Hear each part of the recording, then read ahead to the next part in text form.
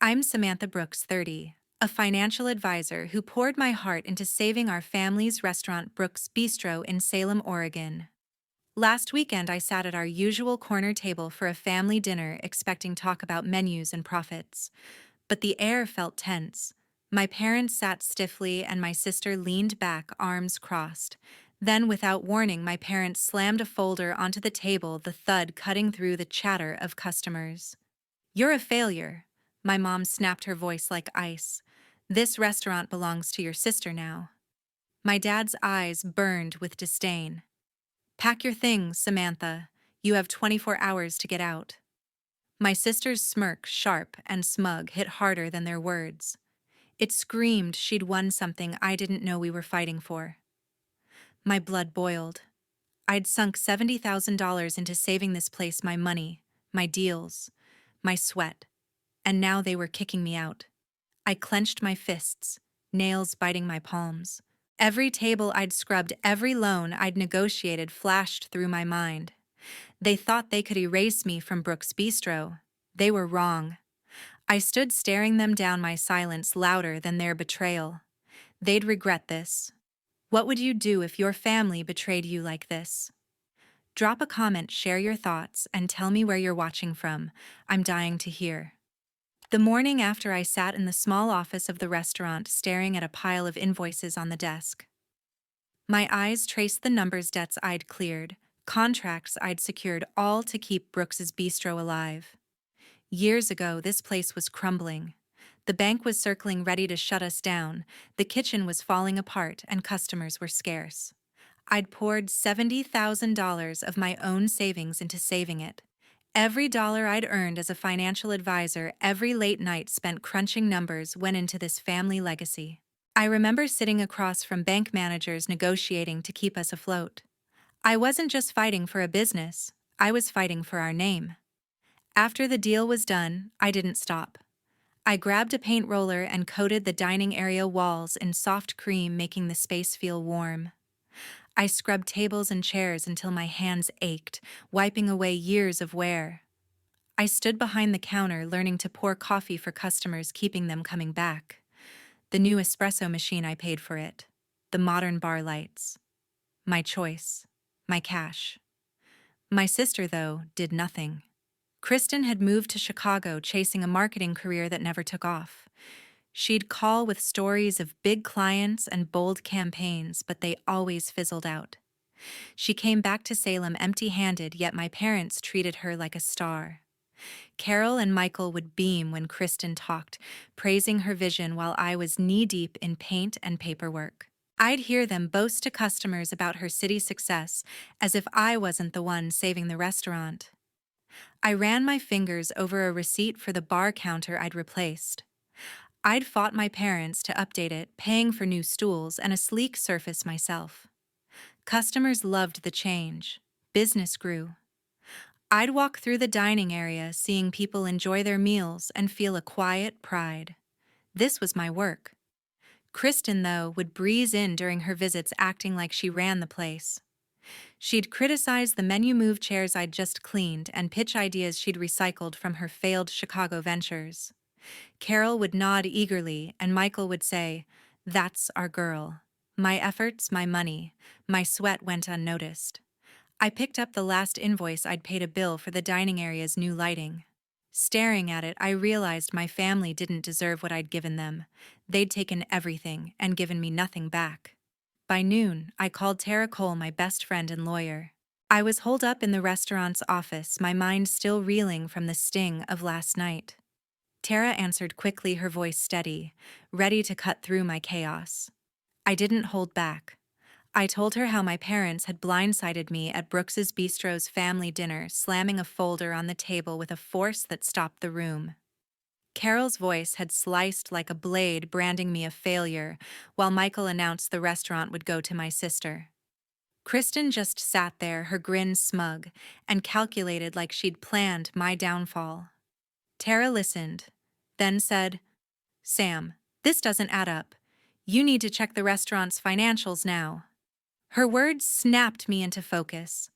I'd managed the restaurant's books for years, but I hadn't dug into them since last night's ambush. Tara's instinct for trouble was razor sharp, and I trusted it. I thanked her and dialed Eric Grant, a bank employee I'd worked with on a local business project. Eric was no-nonsense someone who'd spot a red flag in a heartbeat. "Eric, I need you to check Brooks's Bistro's records," I said, keeping my tone even. "Any loans under my name." He agreed to pull the files and get back to me. While waiting, I couldn't sit still. The restaurant's old records were stored in the basement, a cluttered space we rarely touched. I grabbed a flashlight and descended the narrow stairs.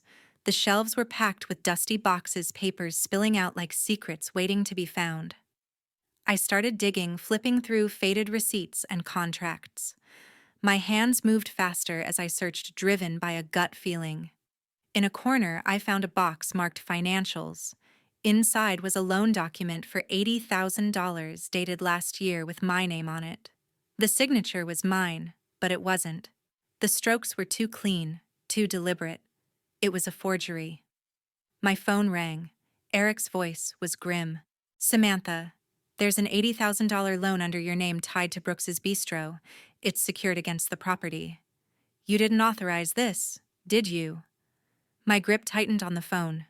"No," I said, my voice low. "I didn't." He added, "Payments are behind and the bank's getting antsy. You need to move fast." I thanked him, my eyes locked on the forged document. My parents and Kristen had used my name to borrow $80,000, risking the restaurant I'd fought to save. This wasn't just betrayal, it was a crime. I climbed back to the office, the fake signature burning in my hand. My family had crossed a line, and I was done letting them walk over me. That afternoon, I stood at the restaurant's bar listing every item I'd bought. My notebook was open, pen scratching furiously as I cataloged what was mine.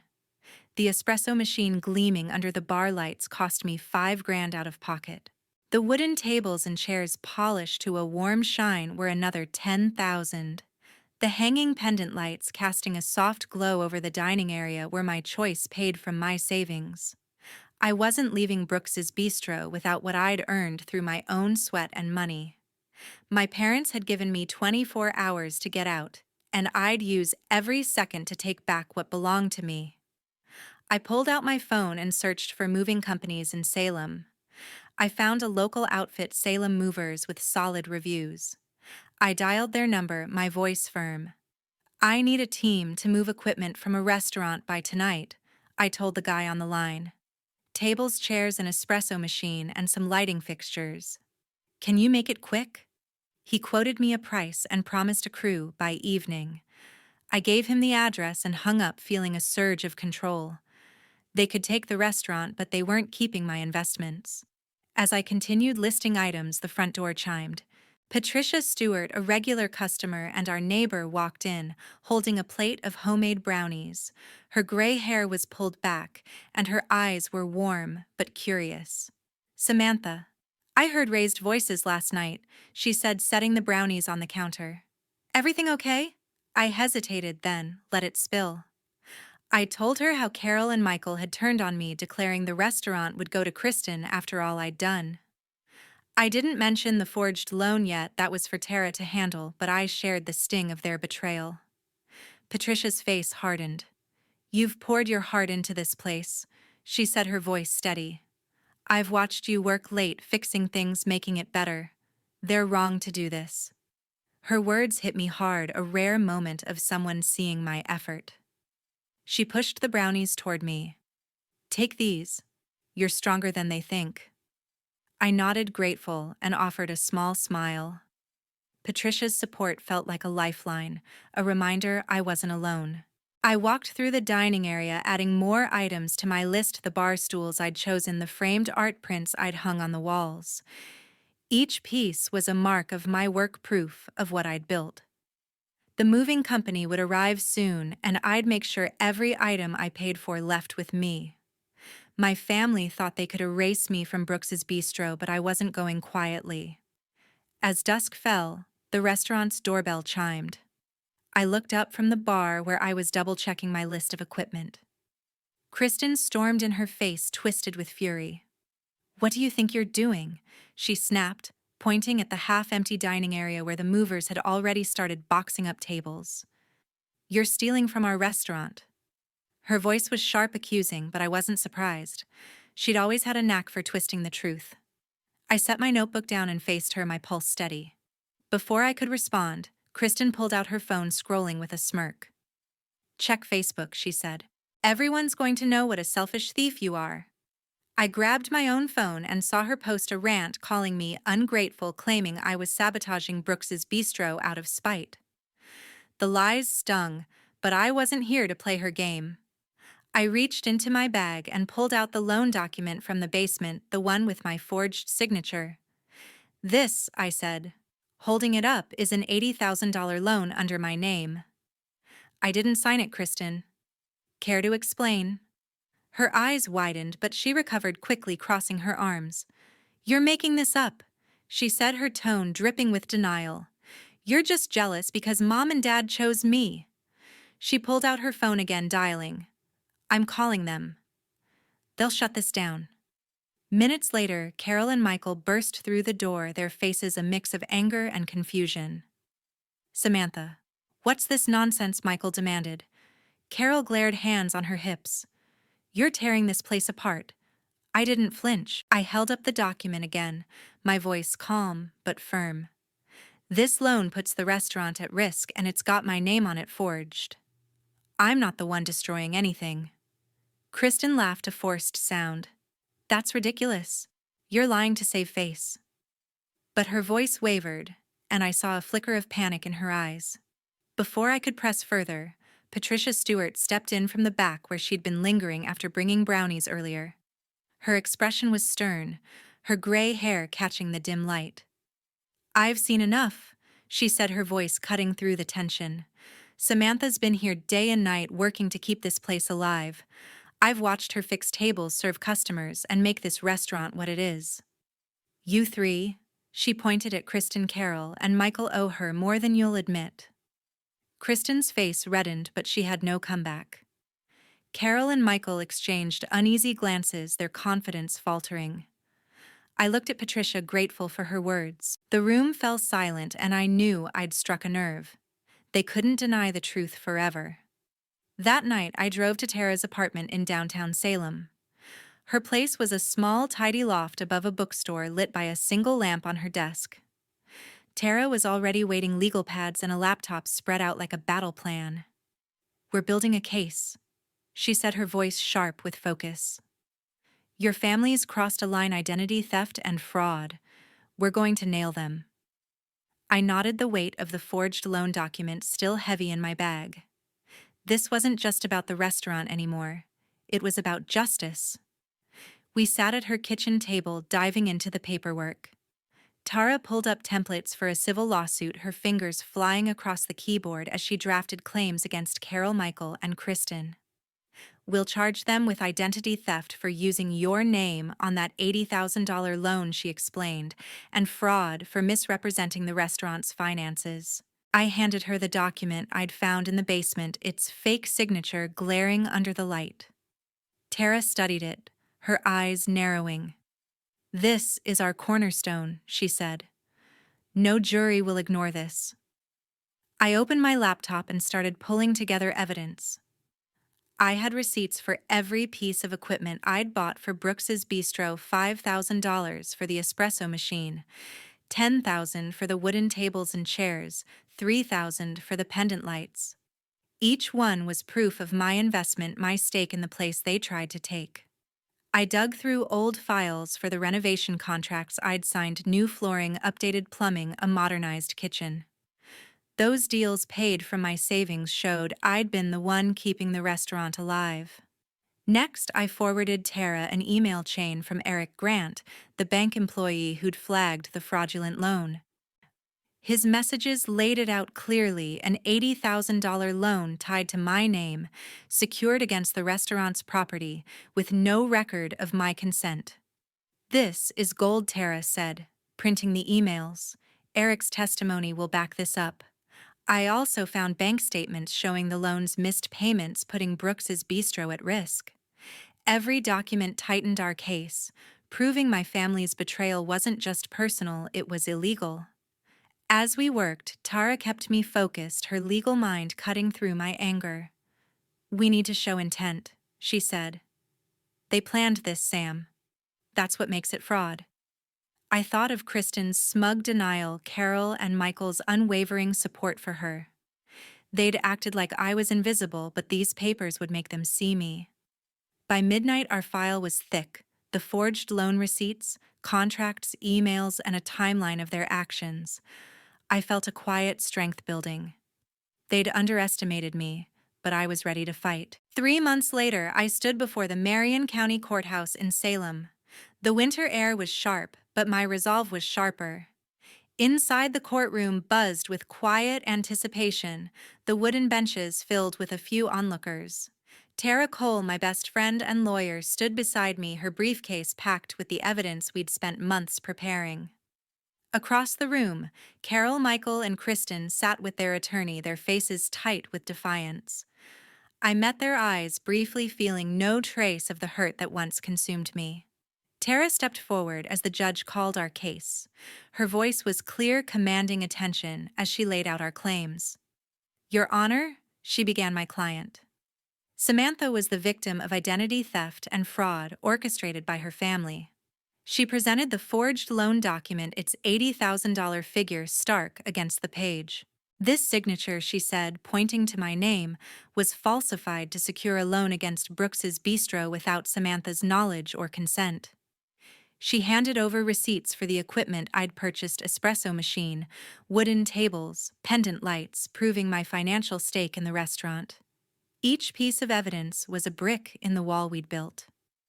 The judge leaned forward, examining the documents. Tara continued, her tone unwavering. "We also have emails from Eric Grant, a bank employee, confirming the loan was unauthorized and tied to the restaurant's property." She submitted the bank statements showing missed payments, putting the business at risk. "My client invested $70,000 of her own money to save Brooks's Bistro," Tara said, "while her family used her name to borrow funds they couldn't repay." The courtroom was silent, the weight of her words sinking in. Carol and Michael's lawyer argued back, claiming the loan was a misunderstanding, but their defense faltered. Kristen shifted in her seat, avoiding my gaze. The judge asked pointed questions, his expression unreadable. After both sides rested, he deliberated briefly. "The evidence is clear," he declared. "The loan of $80,000 is void due to fraudulent execution. Samantha is awarded compensatory damages for her investments and losses." He paused, his voice firm.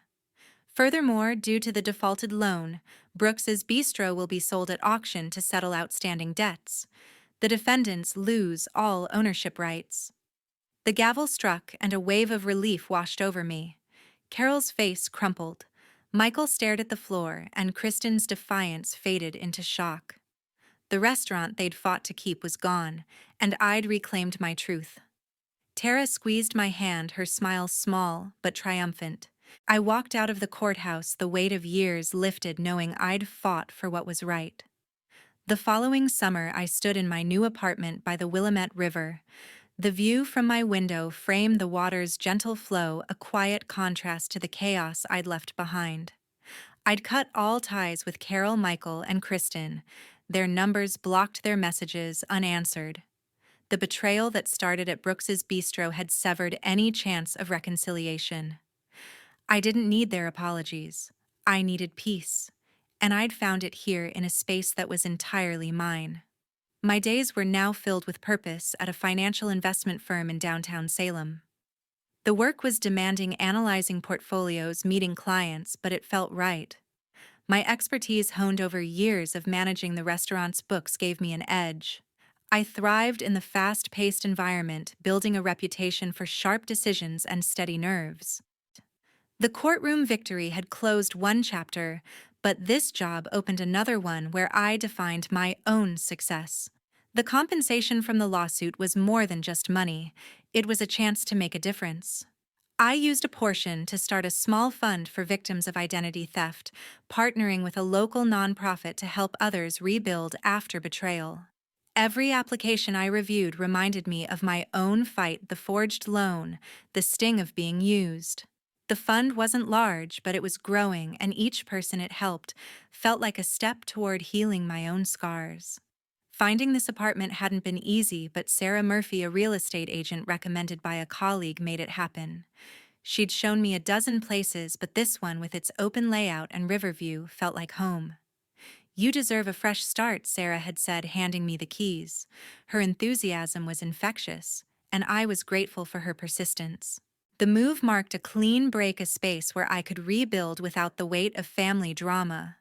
I'd heard through the Salem grapevine that Carol, Michael, and Kristen were struggling. They'd moved into a cramped apartment on the edge of town, a far cry from the house they'd once shared.